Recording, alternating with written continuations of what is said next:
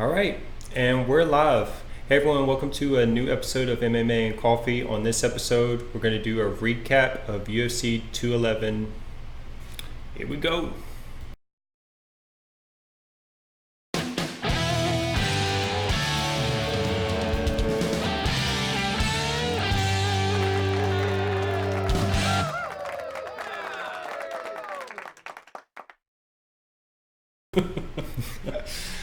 Okay, so the only thing different from this video and our predictions was the Cejudo and Pettis fight ended up not happening. Canceled, Yeah, so it didn't happen. And we didn't do the Jocko fight. We didn't predict that one because I think they even added that one. Yeah, they did. So, all right, so the first fight we're just going to talk about is Eddie versus Dustin. Fight kind of went how we thought until we got stopped. Yeah, disappointing to see it end that way. I don't know how I feel about it being ruled a no contest because it was pretty blatantly illegal. But I heard Herb Dean's explanation. He said he was going to assume it wasn't on purpose, give him the benefit of the doubt, and that's why. Poirier's going to appeal it, probably won't get it. But at the end of the day, I mean, it was pretty inconclusive, so it doesn't really matter. Right, so... other than he's got an L. What sucks is that he's got a no contest and he got knocked out.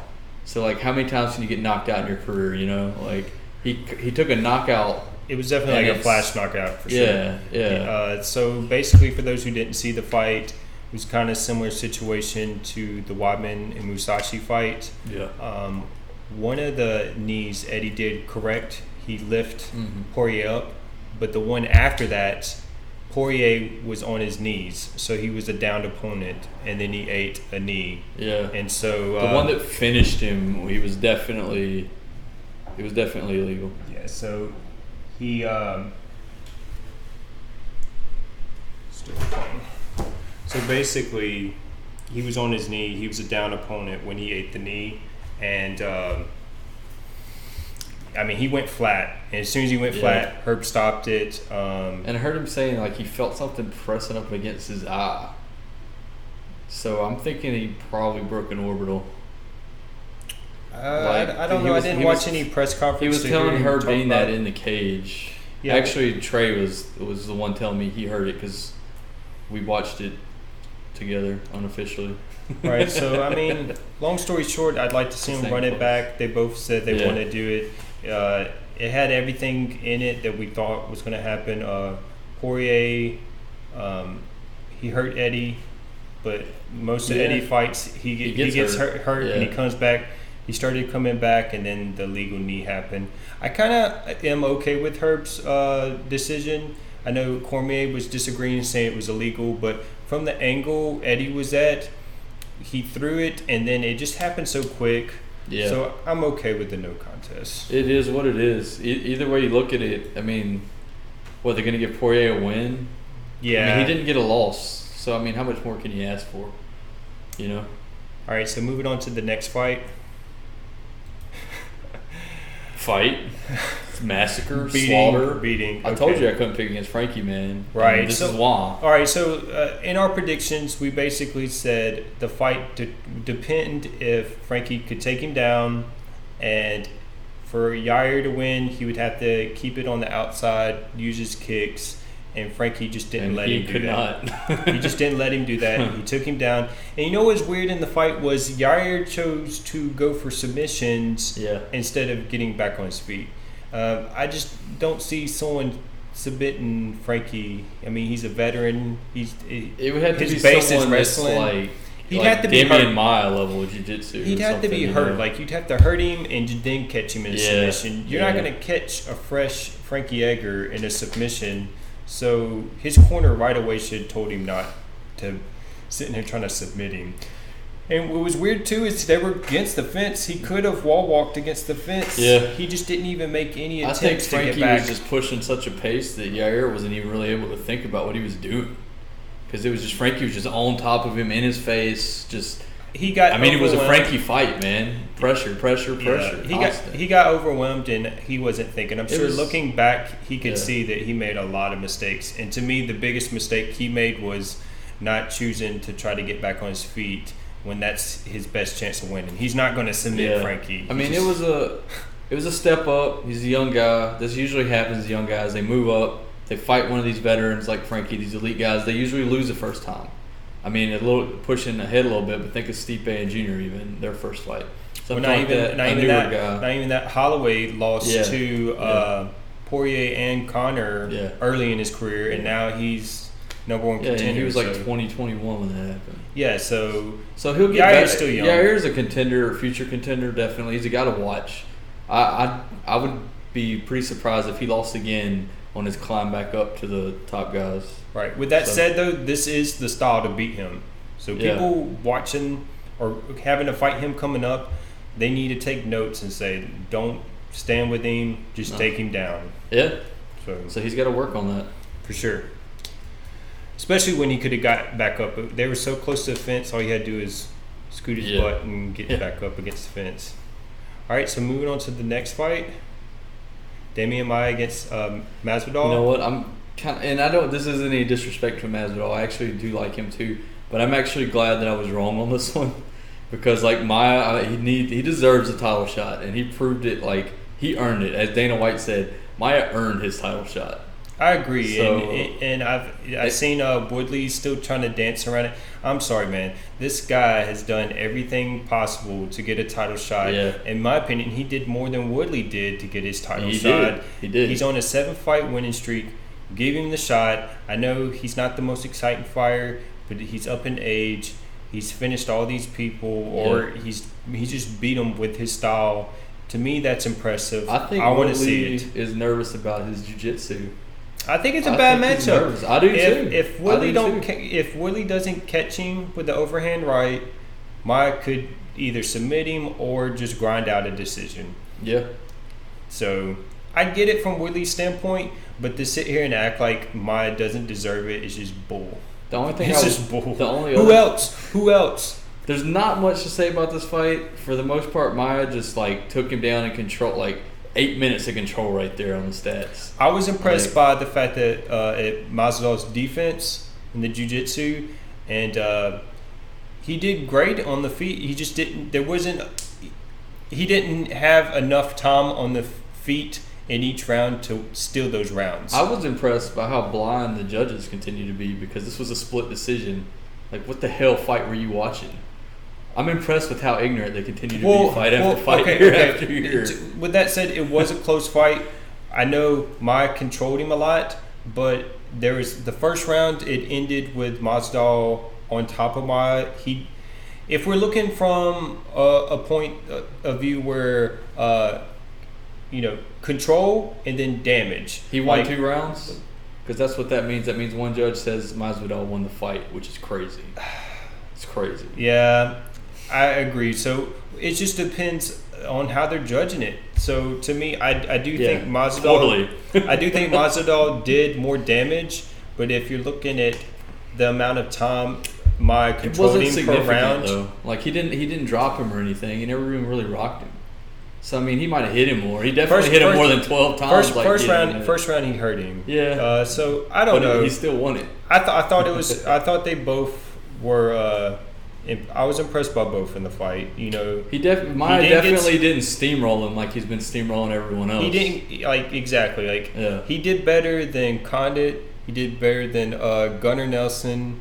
He did better than a lot of other fighters. There was another one he had 3 submissions in a row. Rick Story, yeah. Okay. He did better than all those people. So to me, even though Masvidal lost, to him, he's got to take that as a win. He didn't get submitted by him. I mean, that's impressive. I mean, I don't really believe in consolation wins or whatever. Whatever you want to call it. Moral victories. But I mean, that's the closest to one you could possibly have, I guess. He went the distance with Damian Maia, so...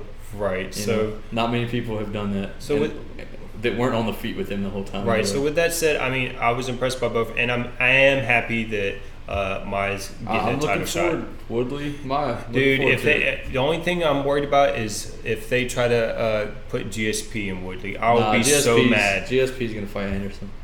Most likely, yeah. Hopefully. So yeah. So that's what everyone wants to see. Anyway. All right. So next fight.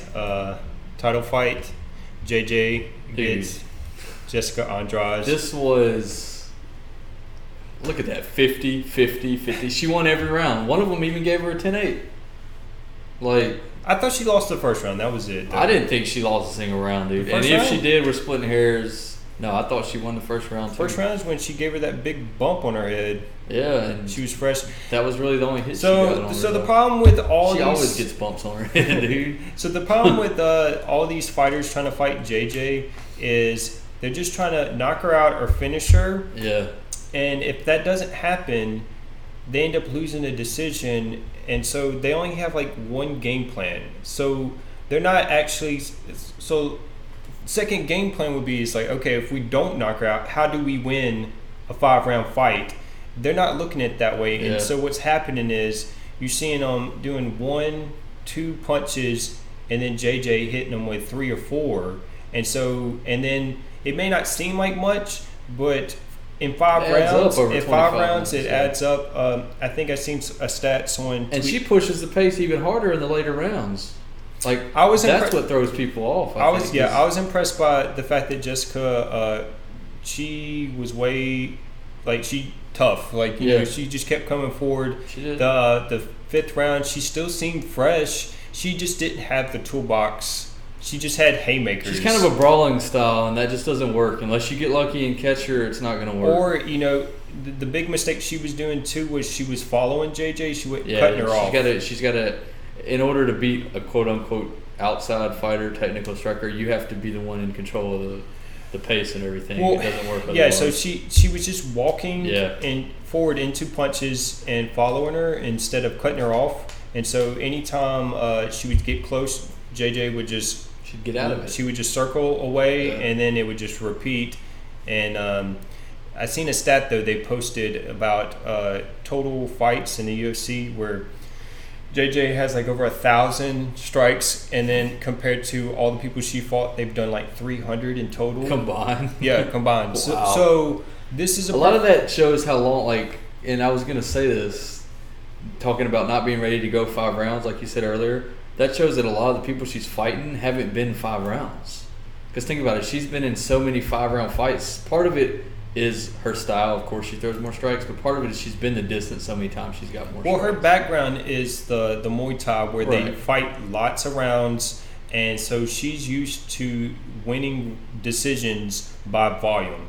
Yep. And so for anyone coming up to fight her, to me, the game plan would have to be at least keep up with her volume. If she kicks you, then you need to kick her back. Yeah. If she hits you, you need to hit her back. But they're not in shape enough to do it. Well, some of it, though, is just like they end up watching her too much. Yeah. So, like, a lot of this fight was Jessica just watching, trying to look for the knockout punch, instead at least keeping up on the cards with the number of strikes. Because as soon as they get behind, then I don't even know, like, what's their game? How do they plan on beating her if they're not even keeping up with the number of strikes? It just seems like a bad game plan. I don't know. I think they're just hoping to dictate a different strategy, and none of them are able to do it.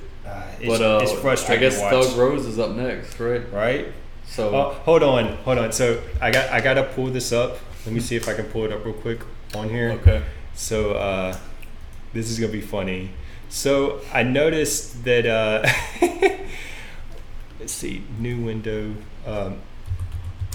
I noticed after the fight they showed Rose in the crowd, and someone did a meme, and it was pretty funny.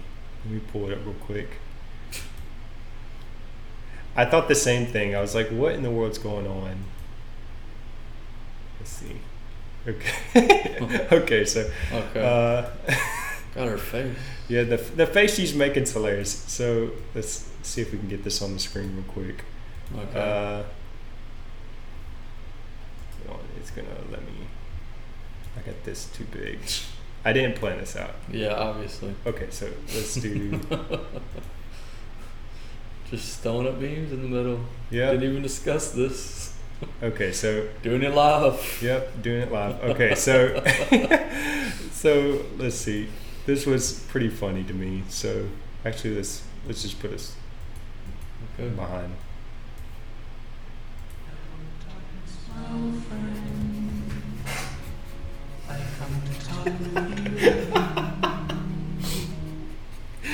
Oh my god!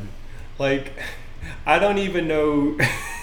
All right, Stipe and Junior fight. Can we move on? I'm ready to move on after that. Okay, so we'll give predictions for that fight when it happens. Yeah. Well, that'll be a whole other video. Okay, so our prediction was right on this one. It definitely wasn't like the first fight. Didn't I say first round knockout? Pretty sure I did. Yeah, we thought first, second round. Yeah, and I figured Stipe was. We thought Stipe. It went exactly the way I did. Yeah, because we thought Stipe had the momentum. Unfortunately, I was hoping we get a little bit of a classic, not just another first round knockout by Stipe. Jesus, he hits people and they're just done.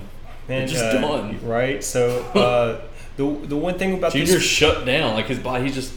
Well, the thing is, so in this fight, Junior basically did what he did in the Kane fight once he got against the fence. Dude, okay, yeah. You said you didn't agree with Cormier earlier on that Poirier thing or whatever, but he called that right before it happened. He goes, I don't know why Junior's back up against the fence. He always takes damage when he's up against the fence. Knocked out. Like, literally, it happened just like that. Right. And like, that was like, called it. So if we watch the second and third Kane fight against Junior, Kane would get him against the cage, and he'd hit him, he'd hurt him, but as soon as he hurt him, he would go for a takedown. Yeah. With this case, Stipe, as soon as he hurt him, he went for the finish. Like, it was over. He went trying to take him down and let him recover. He finished him. And some of that was due to... it was weird because Junior only did he did 3 leg kicks. The first 2, he kind of hurt Stipe. The third one, Stipe checked, and as soon as he checked the kick, Junior kind of acted like he didn't like that. And as soon as Stipe saw that, it was like he smelled blood, and he just pressured him. I was kind of worried that Stipe was doing what Verdum did to Stipe. Getting too crazy. I thought he was like running into him, but he picked his shots. He did it composed, and he didn't. He was pressuring him, but he was waiting to counter Junior. He wasn't like swinging all wild. He was pressuring him, and then when Junior swung, he would move, and then he would counter. So, I mean, man, Stipe's on the roll, man. He's on the roll right now. He's beaten like nothing but other champs. Heavyweight division. First round knockouts. He's tied the consecutive record. He gets another title defense. He'll tie like Randy and unfortunately Tim Sylvia, who have 3 title defenses in the UFC total. And I think Fedor had 3 in Pride. So that's like, he's 1 away from the all-time defense record. I think Kane might have 3 now. I don't remember. But, Kane defended? No, he doesn't. He only has 2. No, because he's got Junior and Bigfoot. Bigfoot, that's it. So he's tied the single, because it's like Brock, Randy, Kane. It's like 5 of them now that have the 2 defenses. So bet against Stipe next time. My only thing is, though... I think this might be when we see the record broke. Well, the thing is, too, though, man, that heavyweight, all it takes is, like, I'm afraid the way Stipe's going to lose the belt, he's going to get knocked out. The way he's won the belt? Like, defended the belt? The way the heavyweight is, if any of them hit the other... Yeah. I mean, you think about it, though. In this fight, he kind of got hurt by the kicks, and he ended it quick. So, I wouldn't say he was lucky, but, like... The fight's very dangerous, and then in the Overeem fight, he got dropped. So he's been kind of lucky, but he survived Overeem though, and I don't really know if anyone hits harder. I mean, just as hard. He's got some people looking at him that can hit just as hard, definitely. The two with Ngannou, however you say that, Francis Ngannou and the Black Beast are to me the 2 contenders. And Kane's still up there, obviously, just because of who he is. Right. He might potentially have a bad style for Stipe. So those are the 3 fighters that Stipe hasn't fought yet. Yeah. So like he's fought who's who, man. He's beaten Junior, Verdum, Overeem, Mark Hunt. Yeah. Like he's beat who's who in the heavyweight. Yeah. And Andre. Yeah. So like, man, bunch of champions, man. Yeah. It's crazy. It's crazy. He's on the way to be in the conversation. I mean, I think just on that resume he might have hit top 10. You know, he's on his way. A couple more defenses, and he's... The big thing is staying healthy. You see someone like Kane, because he hadn't been healthy, it's like ruined his like career. He could have been the greatest of all time. Yeah. And now it's kind of maybe not. Stipe's making. That's a whole other video, though. That's we'll have to do that sometime. Yeah. But anyways, I mean, it was it was another first round knockout by Stipe. What can I say? Yeah. All right, so that's what we thought about the fights. What'd you think? Agree, disagree? Let us know in the comments below. Also, let us know who do you think Stipe should fight next? What do y'all think about the JJ and Rose fight? What do you think about Maya and Woodley? And also, we know most likely Frankie's going to fight the winner of the Holloway and Otto fight. Yeah. And do you think Eddie and Poirier should do it again? Yeah, or someone else? Yeah. And what do y'all think about the fact that the rules aren't the same in each state? Yeah. That's a big issue to me. Yeah, it's becoming one. This is 2 cards now. Yeah, there's 2 fights where it became a problem. So let us know. All right. See y'all.